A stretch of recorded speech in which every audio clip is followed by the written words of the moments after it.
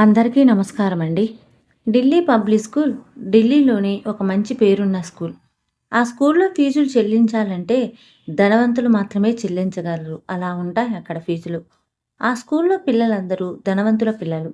కానీ second class చదివే lucky మధ్య తరగతి కుటుంబం అమ్మాయిలా కనపడుతుంది. అందరి పిల్లలు తనని క్లాస్ రూమ్‌లో ఎగతాళి చేస్తూ ఉంటారు. అందరి పిల్లల కోసం డ్రైవర్లు కారు తీసుకొని వచ్చి గేటు బయట ఎదురు చూస్తూ ఉంటే లక్కీ మాత్రం నడుచుకుంటూ దగ్గరలో ఉన్న బస్ స్టాప్‌కు వెళ్తుంది. ఒకరోజు బస్టాండ్‌లో కూర్చొని ఉన్న లక్కీని చూసిన తన స్నేహితులందరూ, "పేదవాళ్ళు మీరు. డబ్బు లేని వాళ్ళు మీలాంటి వాళ్ళు మాతో చదువుకోవటం చాలా దురదృష్టం" అని చెప్పి తక్కువ చేసి హేళనగా మాట్లాడటంతో లక్కీకి చాలా ఏడుపొస్తుంది. పిల్లలందరూ ఎగతాళి చేస్తుండటంతో ఏడుస్తూ వెళ్లి క్లాస్ టీచర్‌కి కంప్లెయింట్ చేస్తుంది లక్కీ. కానీ ఆ క్లాస్ టీచర్ కూడా ధనవంతుల పిల్లల వైపే మాట్లాడుతూ, నీలాంటి పిల్లలు వీధి బడుల్లో గవర్నమెంట్ స్కూళ్ళల్లో చదువుకోవాలి.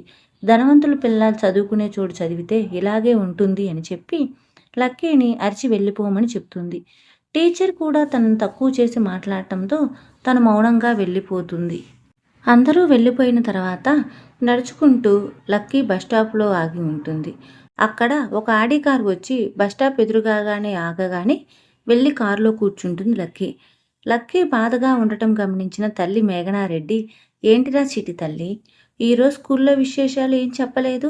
అని బాధపడుతున్న కూతుర్ని దగ్గరికి తీసుకుని అడుగుతుంది. "అమ్మా, మా క్లాస్ పిల్లలకందరికన్నా మన దగ్గర ఎక్కువ కార్లు ఉన్నాయి, డబ్బు ఉంది.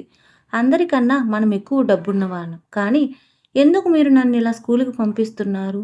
అంతేకాకుండా నన్ను ప్రతిరోజు బస్టాండ్ దగ్గర నుంచి ఎందుకు తీసుకువెళ్తున్నారు?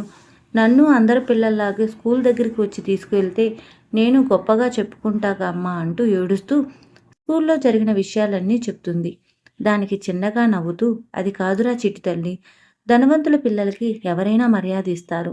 డబ్బు లేదు అని తెలిసినా కూడా మనతో ఫ్రెండ్‌షిప్ చేసేవాళ్ళే నిజమైన స్నేహితులు. నీకలాంటి స్నేహితులు ఎవరూ లేరా?" అని మేఘన అడిగితే, "ఒక అబ్బాయి ఉన్నాడమ్మా. ఆ అబ్బాయి పేరు మాన్విత్. ఎవరైనా నన్ను ఎగతాళి చేస్తుంటే వాడు వచ్చి నాకు సపోర్ట్ చేస్తాడమ్మా" అని స్నేహితుడి గురించి చెప్తుంది లక్కీ. "చూసావా, మాన్వితే నీకు నిజమైన స్నేహితుడు. నీకు డబ్బు ఉందా లేదా అని అవేమీ చూడకుండా నిన్ను నిజంగా స్నేహితురాలు అనుకున్నాడు కాబట్టి అలా వచ్చాడు. అంతేకాకుండా నాన్నకి చాలామంది శత్రువులున్నారు. నాన్నని ఏమీ చేయలేక నిన్ను ఏదైనా చేస్తారేమోనని నీ గురించి బయటకు తెలియకుండా ఇలా కాపాడుకుంటున్నాం తల్లి" అని అర్థమయ్యేటట్లు లక్కీకి మేఘన చెప్తుంది. ఆ మాటలకి లక్కీకి ఏడుపాపేసి కొంచెం ప్రశాంతంగా ఉంటుంది. ప్రతిరోజు కేవలం మాన్విత్‌తోనే మాట్లాడుతూ తనతోనే తన విషయాలన్నీ షేర్ చేసుకుంటూ ఉంటుంది లక్కీ. "మాన్విత్, నీకొక విషయం తెలుసా? నా దగ్గర కూడా చాలా కార్లు ఉన్నాయని" లక్కీ అంటే, "నిజమా? ఎప్పుడు స్కూలుకి కారులో రాలేదుగా" అని సందేహంగా అడుగుతాడు. "ఓహ్! అదంతా నీకు తర్వాత చెప్తా. మా నాన్న 4 రోజుల కిందట రూ. 1,50,00,000 పెట్టి ఇంకొక పెద్ద కారు కొన్నాడు. ఆ కారు సూపరుంది. ఆ కారు నంబర్ 9999. ఆ నంబర్ కోసం 30,00,000 దాకా ఖర్చు చేశారనుకో" అని గొప్పగా చెప్తుంది లక్కీ. "ఏంటి? రూ. 1,50,00,000 కారా? నంబర్ ప్లేట్ కోసం 30,00,000? ఏది నాకు చూయించవా" అని అడిగితే, "సరే, సాయంత్రం ఇంటికి వెళ్ళినప్పుడు కారు ముందు సెల్ఫీ దిగి నీకు పోస్ట్ చేస్తాను, ఓకేనా" అని చెప్పి ఆ రోజు సరదాగా కబుర్లు చెప్పుకుంటారు. లక్కీ సాయంత్రం ఇంటికి వెళ్ళిన తర్వాత కారు ముందు ఫోటో దిగి ఆ ఫోటోలని మాన్విత్‌కి షేర్ చేస్తుంది. మాన్విత్ ఆ ఫోటోలు చూసి ఆశ్చర్యపోతాడు. ఆ కారు చాలా బాగుంటుంది. లక్కీ వాళ్ళు ఏదో ఫంక్షన్ ఉండటం కారణంగా 2 రోజులు స్కూల్‌కి సెలవు పెడుతుంది. లక్కీ స్కూల్‌లో లేకపోయినా అందరూ తన గురించి తక్కువ చేసి మాట్లాడుతుంటే కోపం వచ్చిన లక్కీని, "అలా అనకండి, చూడండి వాళ్ళు కూడా ధనవంతులే ఈ ఫోటో" అని చెప్పి అందరి ముందు రోజు పంపిన ఫోటో చూపిస్తాడు మాన్విత్. ఆ ఫోటో చూసిన క్లాస్ రూమ్‌లో ఒక అబ్బాయి, "చూస్తాముండు" అని చెప్పి ఆ ఫోటోను క్లాస్ వాట్సాప్ గ్రూప్‌లో షేర్ చేస్తాడు. ఆ గ్రూప్‌లో class teacher, students and parents అందరూ ఉంటారు. ఆ ఫోటోని, ఆ కార్‌ని చూసిన అందరూ "సూపర్! వావ్!" అని మాట్లాడుతూ ఉంటారు. పార్టీలో ఉండటం కారణంగా మేఘనారెడ్డిలకి ఆ గ్రూప్‌లో జరిగే విషయాలు తెలీదు. అంతలో ఒక తల్లి, "ఈ కారు మాది. ఎక్కడో పార్కు చేసినప్పుడు కారు ముందు నించొని ఫోటో దిగి ఫోజులిస్తుంది ఈ పాప. ఇలాంటి వాళ్ళని స్కూల్లోకి అసలు అడ్మిషన్ ఎలా ఇచ్చారు" అని కోపంగా సమాధానమిస్తుంది సన్నీ వాళ్ళమ్మ రేవతి. "మరి ఆ పాప లక్కీ మీ కారు ముందు ఎలా ఫోటో దిగింది? అయినా తనదే అని ఎందుకు చెప్తుంది" అని ప్రశ్నల మీద ప్రశ్నలు వేస్తారు అందరూ. రేవతి వెంటనే కారు ముందు సన్నీ తను దిగిన ఫోటోస్ షేర్ చేస్తుంది. ఇదిగోండి, ఇది మా కారు. ఇంతకన్నా సాక్ష్యం కావాలా అని చెప్పి పెడుతుంది. రేవతి పెట్టిన ఫోటో చూసి అందరూ లక్కీ వాళ్ళు మోసం చేసేవాళ్ళు. వాళ్ళ పేరెంట్స్ కూడా అంతే అయి ఉంటుంది. లేదంటే కారు ముందు నించొని పెట్టి ఫోటో ఎందుకు తీస్తారని చెప్పి తక్కువ చేసి మాట్లాడుతూ ఉంటారు. మెసేజ్‌లు కూడా ఆగకుండా వస్తూ ఉండటంతో మేఘనారెడ్డికి ఎందుకో సందేహం కలిగి వాట్సాప్ గ్రూప్ ఓపెన్ చేస్తుంది. ఆ మెసేజ్‌లన్నీ చూసి మేఘనారెడ్డి షాకవుతుంది. ఇది నేను ఇష్టంగా కొనించుకున్న కారు. నా కారు ముందు సన్నీ వాళ్ళమ్మ ఎలా ఫోటో దిగుతారు అని ఆశ్చర్యపోతుంది. అలా ఫోటోలు, మెసేజ్‌లు చదువుతున్నప్పుడే మేఘనారెడ్డిని వాట్సాప్ గ్రూప్‌లో నుంచి తీసేస్తారు. దానికి ఇంకా షాకవుతుంది మేఘనారెడ్డి. వెంటనే క్లాస్ టీచర్‌కి ఫోన్ చేస్తుంది. మేడం, నన్ను ఆ గ్రూప్‌లో నుంచి ఎందుకు తీసేశారు అని కోపంగా ప్రశ్నిస్తుంది. మీలాంటి మోసం చేసేవాళ్ళు గ్రూపులో ఉండటం ఇష్టం లేదని పేరెంట్స్ అందరూ మిమ్మల్ని తీసేయమన్నారు. అందుకే తీసేశామని అహంకారంగా చెప్తుంది క్లాస్ టీచర్. రేపటి నుంచి మీ పాపని స్కూలుకి పంపించకపోవడమే మీకు మంచిది అని చెప్పి ఫోన్ పెట్టేస్తుంది క్లాస్ టీచర్. మేఘనాకి తట్టుకోలేనంత అవమానంగా అనిపిస్తుంది. అంతలో ఫోన్ రింగ్ అవటంతో ఫోన్ వైపు చూడగా ఫోన్ చూస్తుంది రేవతి అని అర్థం చేసుకొని ఫోన్ లిఫ్ట్ చేస్తుంది మేఘనారెడ్డి. ఏంటి, మీలాంటి మధ్యతరగతి కుటుంబం వాళ్ళు మా పిల్లలు చదివే స్కూల్లో చదవడమే ఎక్కువ. అలాంటిది నువ్వు నా కారు ముందు ఫోటో దిగి మీ కారని మీ కూతురికి ఎలా చెప్తావు? నీ కూతుర్ని సరిగ్గా పెంచటం రాదా? అబద్ధాలు నేర్పుతూ పెంచుతారా అని చెప్పి హీనంగా మాట్లాడుతుంది రేవతి. ఏం మాట్లాడుతున్నావు రేవతి? అది నీ కారని ఎలా నమ్మమంటావు అని కోపంగా అడుగుతుంది మేఘన. నా కారేంటి? నా భర్త నా కోసం కొన్నాడు. 2 రోజుల నుంచి నేను నా కారులోనే తిరుగుతున్నాను అని రేవతి సమాధానం చెప్పి ఫోన్ పెట్టేస్తుంది. మేఘన పక్కనే ఉన్న లక్కీ కూడా ఇవన్నీ వింటుంది. రేవతి భర్త కారు కొనిచ్చాడంటుంది. ఫోటో చూస్తే అది తన కారే అని అర్థమవుతుందంటే నా భర్త రేవతిని మరొక పెళ్లి చేసుకున్నాడా అన్న సందేహం కలుగుతుంది మేఘనాకి.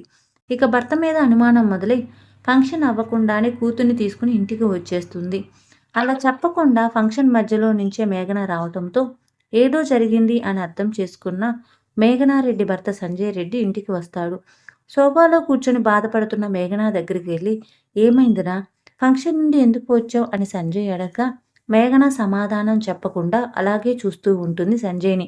డాడీ, మీరు నన్ను అమ్మని మోసం చేస్తున్నారా? నన్ను వదిలేసి వెళ్ళిపోతారా అని ఏడుస్తూ అడుగుతుంది లక్కీ.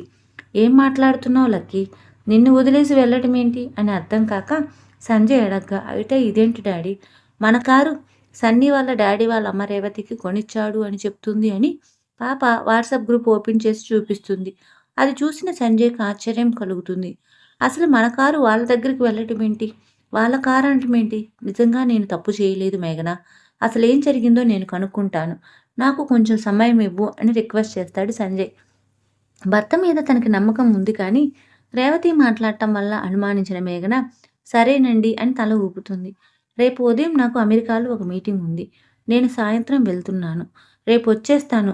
వచ్చి ఆ కారు అసలు ఎలా రేవతి అవుతుందో తేలుస్తాను. కారు విషయం తేలాకే పాపని స్కూలుకి పంపిద్దాం. లేదు అంటే స్కూల్లో స్నేహితులందరూ కూడా ఎగతాళి చేయవచ్చు అని సంజయ్ అనటంతో సరే అంటుంది మేఘన. తన కార్ డ్రైవర్కి ఫోన్ చేసి నేను సాయంత్రం అమెరికా వెళ్ళాలి. దానికి కావాల్సిన ఏర్పాట్లు చెయ్యి అని చెప్తాడు. సరే సార్ అని చెప్పి డ్రైవర్ దామోదర్ చాలా సంతోషంగా ఫీల్ అయి వెంటనే తన భార్యకి ఫోన్ చేస్తాడు. బాబు సన్నీ పుట్టినరోజు గ్రాండ్గా చేయాలి. స్కూల్లో వాళ్ళందరినీ పిలవాలనుకుంటున్నావు కదా. మనకి సిటీ అవుట్స్కట్స్లో ఒక గెస్ట్ హౌస్ ఉంది. అక్కడ పార్టీ చేద్దాం. అందరినీ పిలువని రేవతికి చెప్తాడు. అంటే రేవతి భర్త సంజయ్ దగ్గర కారు డ్రైవర్. రేవతికి ఆ విషయం దాచిపెట్టి భార్యను మోసం చేస్తున్నాడు దామోదర్. ఆ రోజు సాయంత్రం సంజయ్ని కారులో ఎయిర్పోర్ట్లో డ్రాప్ చేసి తిరిగి ఇంటికి వచ్చి భార్యని బాబుని తీసుకుని గెస్ట్ హౌస్కి వెళ్తాడు. స్కూల్లో సన్నీతో చదువుకునే పిల్లలు, పేరెంట్స్ అందరూ బర్త్డే పార్టీకి వస్తారు. ఆ గెస్ట్ హౌస్ని చూసి అందరూ రేవతి వాళ్ళు ఎంత ధనవంతులు అని పొగుడుతూ ఉంటారు. కొన్ని టెక్నికల్ కారణంగా సంజయ్ ఫ్లైట్ క్యాన్సిల్ అవుతుంది. ఎయిర్పోర్ట్ నుంచి తిరిగి రావడానికి ఎన్నిసార్లు దామోదర్కి కాల్ చేసినా ఫోన్ లిఫ్ట్ చేయడు. దామోదర్ బాస్ వెళ్ళిపోయాడు కదా, ఇక అందరి ముందు గొప్పగా ఉండొచ్చని ఫోన్ పక్కన పెట్టేసి అక్కడికి వచ్చిన వాళ్ళందరితో బిల్డప్ కొడుతూ ఉంటాడు. దామోదర్ ఫోన్ లిఫ్ట్ చేయకపోవటంతో భార్యకి ఫోన్ చేసి ఇంట్లో ఇంకొక డ్రైవర్ ఉన్నాడు కదా, తనని రమ్మని చెప్పు, ఇలా ఫ్లైట్ క్యాన్సిల్ అయిందని భార్యతో అంటాడు సంజయ్ రెడ్డి. అవునా సంజయ్, సరే అయితే. పాప ఉదయం నుంచి చాలా డల్‌గా ఉంది. మనం ఈరోజు సరదాగా గెస్ట్ హౌస్‌కి వెళ్దామా అని మేఘన అడుగుతుంది. అక్కడ పార్టీ జరుగుతున్న విషయం వీళ్ళకెవరికీ తెలీదు. సరే నాకు కూడా మీతో సరదాగా గడపాలని ఉంది. మీరు కూడా ఎయిర్‌పోర్ట్‌కి రండి. ఎయిర్‌పోర్ట్ నుంచి మనం నేరుగా గెస్ట్ హౌస్‌కి వెళ్దాం అంటాడు సంజయ్. సంజయ్, మేఘన, లక్కీ ముగ్గురు గెస్ట్ హౌస్‌కి చేరుకుంటారు. గెస్ట్ హౌస్ బయట ఎప్పుడు వెళ్ళినా చాలా ప్రశాంతంగా, మనసుకు హాయి అనిపించేలా ఉంటుంది. కానీ ఆ రోజు గెస్ట్ హౌస్ బయట కార్లు, బైకులు, డీజే సౌండ్‌లతో ఏదో విచిత్రంగా అనిపిస్తుంది. సంజయ్, మేఘన ఒకరి ముఖం ఒకరు చూసుకుంటూ గెస్ట్ హౌస్ లోపలికి వెళ్తారు. అక్కడ అందరూ కూల్ డ్రింక్స్ తాగుతూ, డాన్సులు వేస్తూ, హడావుడి చేస్తూ ఉంటారు. సంజయ్‌కి చాలా కోపం వచ్చి అక్కడే ఉన్న డీజే సిస్టమ్‌కున్న ప్లగ్ పీకేస్తాడు. మ్యూజిక్ ఆగిపోవటంతో అందరూ అటువైపు చూడగా అక్కడ కోపంగా చూస్తున్న సంజయ్ రెడ్డిని గమనిస్తారు. వీళ్ళు వచ్చే ముందే దామోదర్ అందరికీ ఫుడ్ తీసుకురావడానికి హోటల్‌కి వెళ్తాడు. రేవతి ఆవేశంగా సంజయ్ దగ్గరికి వచ్చి, "ఏ మిస్టర్, ఎవరు నువ్వు? అసలు మా గెస్ట్ హౌస్‌లో రావడానికి నీకెంత ధైర్యం?" అని కోపంగా అడుగుతుంది.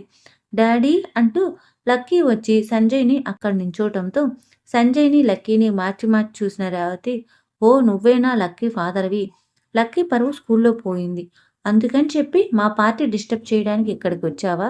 ఇప్పుడే నిన్ను పోలీసులకు అరెస్ట్ చేయిస్తాను ఉండు" అని చెప్పి రేవతి దామోదర్‌కి ఫోన్ చేసి, "వెంటనే పోలీసులు తీసుకురా. ఒకడు వచ్చి మన పార్టీని చెడగొడుతున్నాడు" అని చెప్తుంది రేవతి. మనింటికొచ్చి మన పార్టీని చెడగొట్టే ధైర్యం ఎవరికుంది?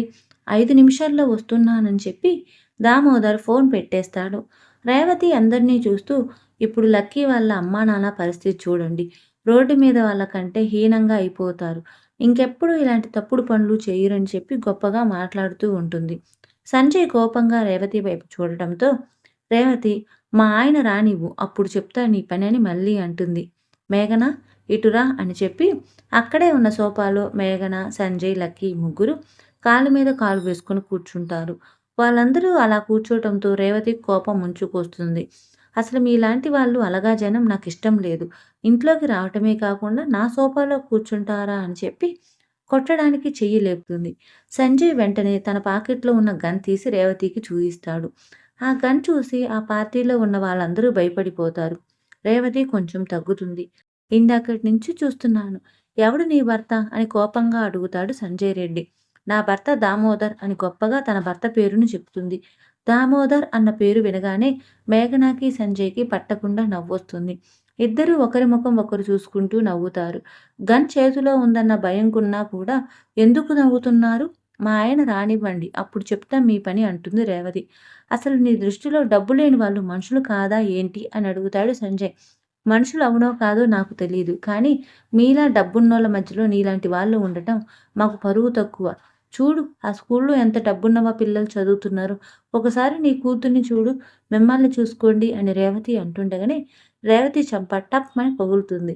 చెంప మీద చెయ్యి వేసుకున్న రేవతి నన్నెవరు కొట్టారా అని అటువైపు చూడగా అక్కడ ఉన్నది భర్త దామోదర్. దామోదర్ రేవతిని అలా కొట్టటంతో అందరూ ఏం జరుగుతుందా అన్నట్లు చూస్తూ ఉంటారు.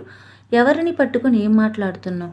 నీకు డబ్బు తప్ప వేరొకటి కనపడదు అని చెప్పి ఇన్ని రోజులు నీ మీద ఉన్న గుడ్డి ప్రేమతో అబద్ధాలు చెప్తూ వస్తున్నాను. మనకు తిండి పెట్టే యజమాని అనే అంత పెద్దదానివయ్యావా? కాళ్ళ మీద పడి క్షమాపణ అడుగు అంటూ దామోదర్ కూడా సంజయ్ రెడ్డి కాళ్ళ మీద పడి, అయ్యగారు క్షమించండి. మీరిచ్చే జీతంతో బతికే మేము మిమ్మల్ని అంతటి వాళ్ళం కాదు. నా భార్య డబ్బు కోసం ఆశపడటం చూసి తనెక్కడ నన్ను వదిలేసి వెళ్ళిపోతుందో అన్న ఆలోచన తట్టుకోలేక, మీరు లేనప్పుడు మీ కాళ్ళు తీసుకువచ్చి మా కాళ్ళుగా చెప్పుకున్నాను. ఈరోజు కూడా మీరు అమెరికా వెళ్లారని తెలిసి గెస్ట్ హౌస్ వైపు రారు అని మీ గెస్ట్ హౌస్‌లో పార్టీ ఏర్పాటు చేశాను. మమ్మల్ని క్షమించండి అయ్యా అని కాళ్ళు పట్టుకుంటాడు దామోదర్. దామోదర్, నువ్వు నాకన్నా మేడంని, పాపని ఎక్కువ బాధపెట్టావు. నన్నెప్పుడూ అనుమానించిన భార్య కూడా ఆ రోజు నన్ను తప్పుగా అనుకుంది. నీలాంటి వాళ్ళని నమ్మి నా దగ్గర పనికి పెట్టుకుని తప్పు చేశాను అంటాడు సంజయ్. భర్త చెప్పిందంతా విన్న రేవతి చాలా షాక్ అవుతుంది. రేవతి దామోదర్ వైపు అసహ్యంగా చూస్తూ ఉంటే మేఘనారెడ్డి రేవతి దగ్గరికి వచ్చి, నీ భర్త పేరు మొదట్లోనే చెప్పి ఉంటే అప్పుడే చెప్పేదాన్ని. నీ భర్త మా ఇంట్లో కార్ డ్రైవర్ అని తన ఉద్యోగం గురించి చెప్తుంది. కారు డ్రైవర్ నా భర్త అన్న విషయం తెలిసిన రేవతికి భూమిలో కూరుకుపోతున్నానేమో అన్న ఫీలింగ్ కలుగుతుంది. ఇక అంతకన్నా ఎక్కువ అనటం వేస్ట్ అని మేఘన మళ్ళీ అలాగే వెళ్ళి సోఫాలో కూర్చొని అందరి వైపు చూస్తూ ఉంటుంది. అక్కడ ఉన్న వాళ్ళందరికీ లక్కీ వాళ్ళ కుటుంబం ఢిల్లీలోనే పెద్ద ధనవంతుల కుటుంబం. స్కూల్లో పిల్లలందరూ సమానమే అనుకుని లక్కీ నార్మల్‌గా స్కూలుకి పంపించారని తెలుసుకొని అందరూ తమలో తాము చేసిన తప్పును తెలుసుకుంటారు. ఇక దామోదర్, రేవతి పరిస్థితులు ఏం జరుగుతుందో ఊహించుకోవాల్సింది మీరే. స్కూల్లో ఒకే యూనిఫార్మ్ పెట్టేది కూడా పిల్లలందరూ సమానమే. పేద, గొప్ప అనే భేదం లేకుండా ఉండటం కోసం. కానీ వారంలో ఒక్కరోజు వేసుకునే సివిల్ డ్రెస్ కూడా మా పిల్లలు గొప్పగా కనపడాలని ఆ రోజు ఆడంబరంగా పంపిస్తున్నారు. ఒక్కసారి ఆలోచించండి. పిల్లల మనసులో పేద, గొప్ప అనే భేదప్రాయాలు అప్పుడే కలగనివ్వకండి. ఎలాగో పెద్దయ్యాక సమాజం వేరు చేసి చూపెడుతుంది. చిన్నప్పటి నుంచే ఆ పిల్లలకి ఆ బాధ అనుభవించకుండా చేయండి. కథ సమాప్తం.